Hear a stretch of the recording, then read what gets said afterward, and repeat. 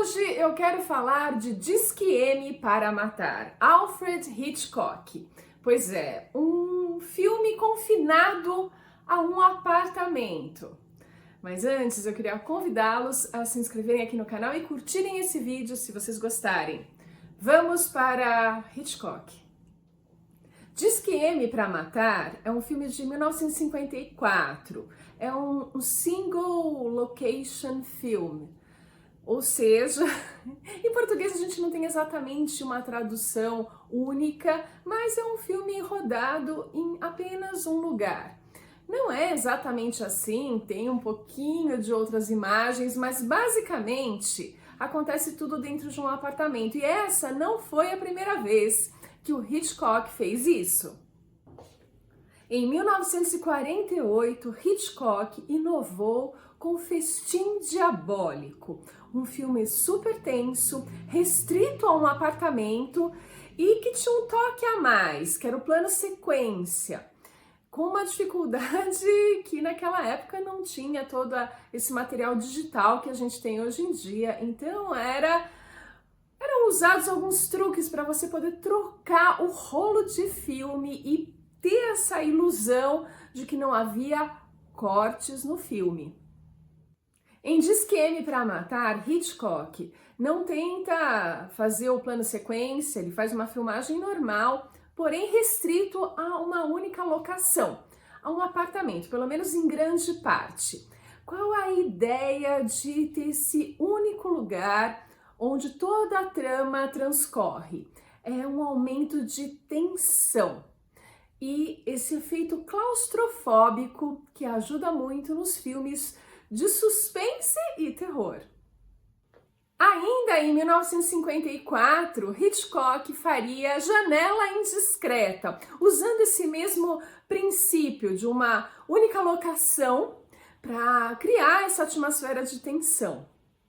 E outro ponto em comum entre Janela Indiscreta e Disque M para Matar é a Grace Kelly, musa do diretor e roteirista.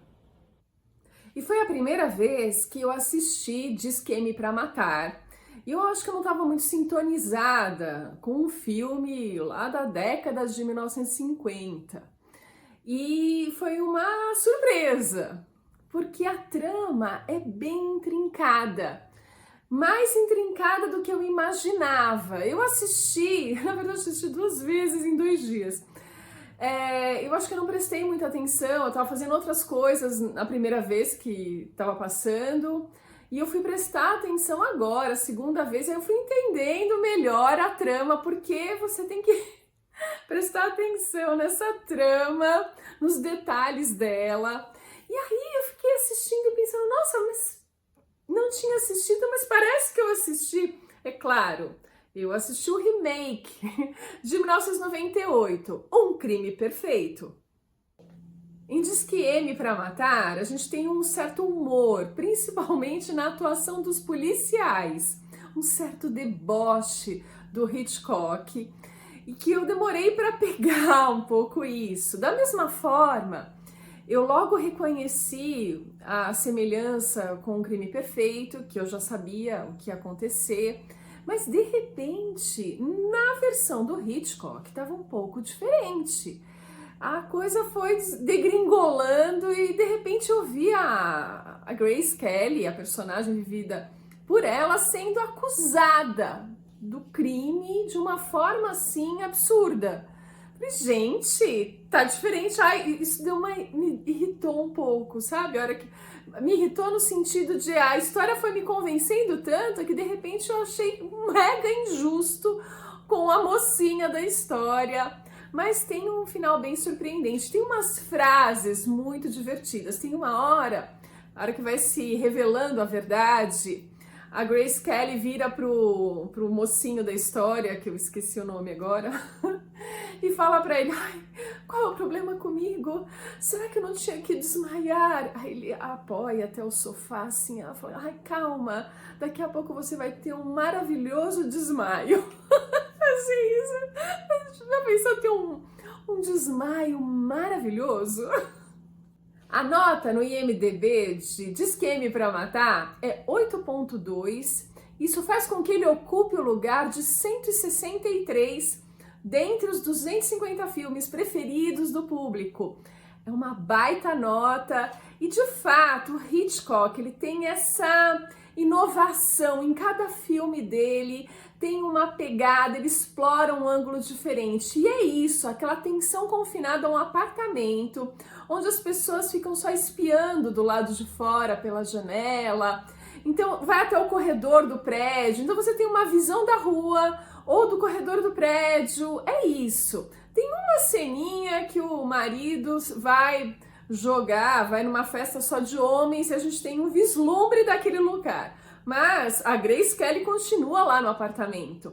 É confinado a esse espaço para que a gente vá criando essa atmosfera de tensão crescente.